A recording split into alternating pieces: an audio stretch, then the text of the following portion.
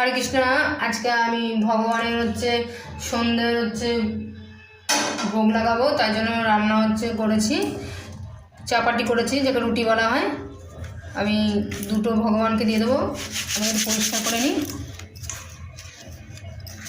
আমি দুটো চাপাটি দিয়ে দিয়েছি।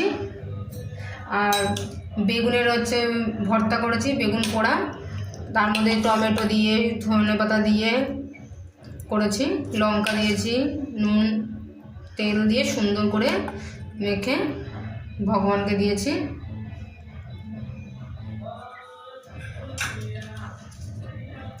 আর দেব আমি বাড়িতে হোমমেড করেছি 5 মেশালি সবজি দিয়ে আচার, সেটা আপনাদের সকলকে দেখাবো।